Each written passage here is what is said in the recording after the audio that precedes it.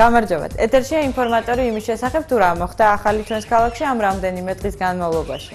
11 სექტემბერს ამერიკაში დატრიალებულ ტრაგედიას მთელი ქართული შოუ-ბიზნესი გამოეხმაურა. ვაკის პარკში გაეროს ეგიდი და თბილისის მერიის ინიციატივით გაიმართა კონცერტი სახელწოდებით „არა ტერორიზმს“. კონცერტში თითქმის ყველა ქართველმა შემსრულებელმა მიიღო მონაწილეობა. მოკლედ ქართული შოუ-ბიზნესის წარმომადგენლები ისე ებრძოდნენ ტერორიზმს, როგორც შეეძლოთ.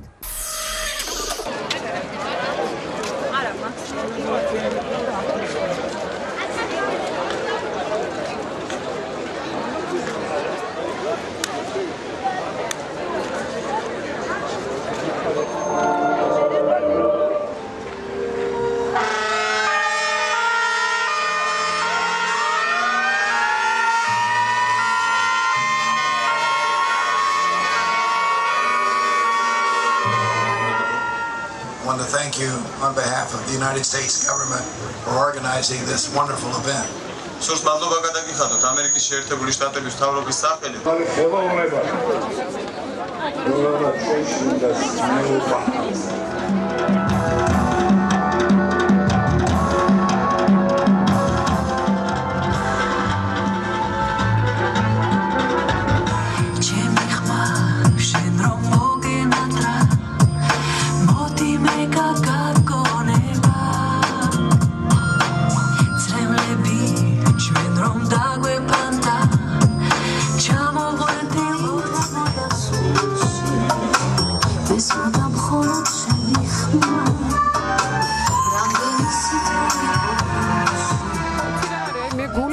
იმაზე რომ მაინც რაღაცა უბედურება უნდა მოხდეს, რომ ასეთი დიდი აქციები ჩატარდეს. აგერ წერია არა ტერორიზმს.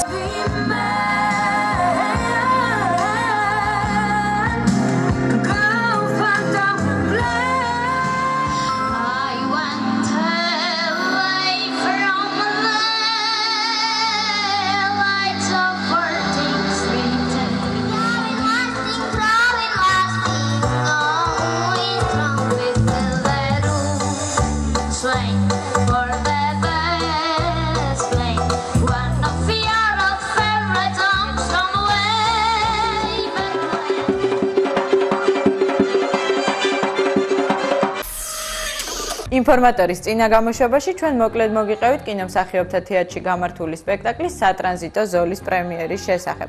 ეს სპექტაკლის 11 სექტემბრის მოვლენებს ეძღვნება, თუმცა მისი შინაარსი სრულებითაც არ ასახავს ტრაგედიას.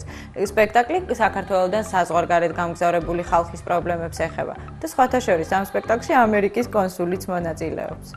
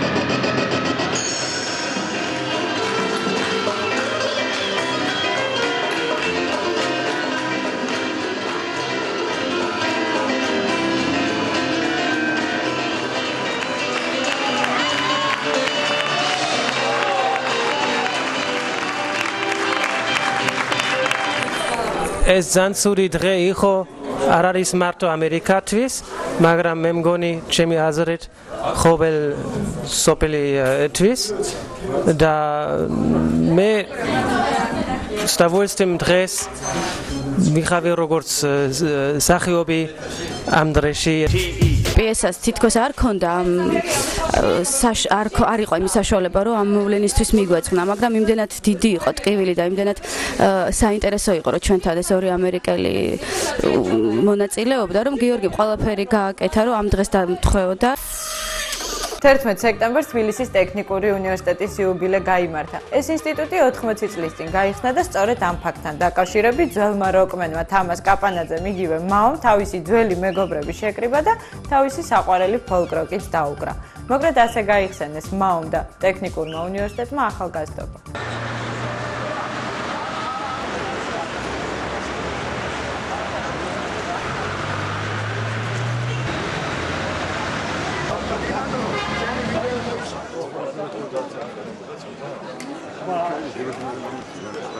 მოგეხსენებათ 70-იანი წლების დასაწყისში იყო დიდი ატაქვეშა მოძრაობა როკ მუსიკის, დისიდენტური მოძრაობა. მაშინ დაიწყო ასე ვთქვათ გამოჩენა როკ მუსიკოსების თბილისში, როკ ანსამბლების და ასე შემდეგ და ასე. ჩვენ იმ თაობის ხალხი ვართ. სადაც მე ასე მგონია რომ თავიდანვე ამას აფშილავა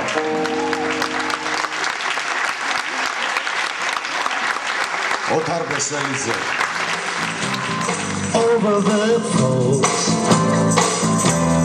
never see the pilot and a plane that is stows and it's all coming back it's all coming back it's all coming back back to me now როკი მარტო ხმაური არ არის მარტო ბათქაბუთკი და ხმაური არ არის როკ მუსიკას აქვს ძალიან ისეთი ღრმა საფუძველი ჰარმონიული ძალიან ღრმა მელოდიური საფუძველი და ალბათ ამას უფრო უნდა მიაქციონ ახალგაზრდებმა ყურადღება იმიტომ რომ მარტო შერა სექსი ხარ თუ მერა სექსი ვარ არ არის როკ მუსიკა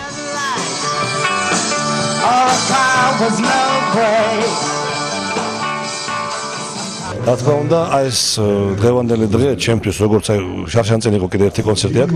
ეს არის დაბრუნება ჩვენი აი ეს ჩემი ასაკის ხალხის უბრალოდ ჩვენ უკვე ერთმანეთს უყურებთ, ვეღარ ავწევთ თუ ერთ დროს ერთად უკრავდეთ როკს აღარ ეს რაღაც საიცით როგორ ცხრემლებია.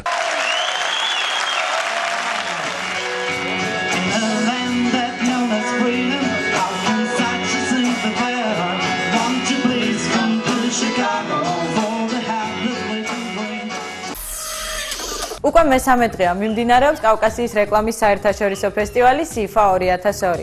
რეკლამების ჩვენება დილიდან კინოსახლში იწყება და ღონისძიებები საღამომდე გრძელდება. გუშინ 8 საათზე SIFA-ს ერთ-ერთმა თანაორგანიზატორმა კომპანია პენტამ აკვაპარკში წვეულება გამართა.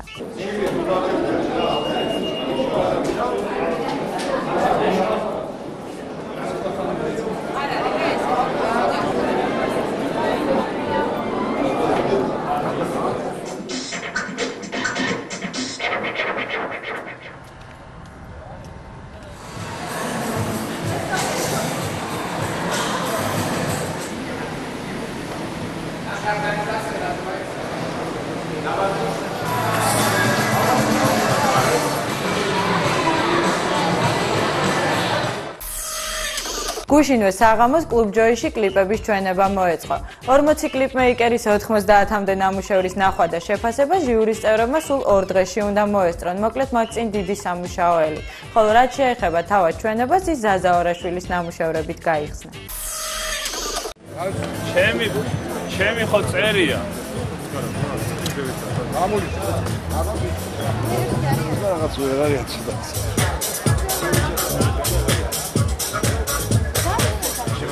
ჩვენ თანდაყოლ დაგვიყვი იარაღი ჩაგაბარა და სეიფ ჩაიგე. შენი უფროსობა ვინ არის? ვის შეიძლება რომ შეუთანხო მე ეს ამბავი, იმიტომ რომ ვერავის არ შეუთანხო. ამაზე მე ვარ უფროსი რა, მე ვარ უფროსი.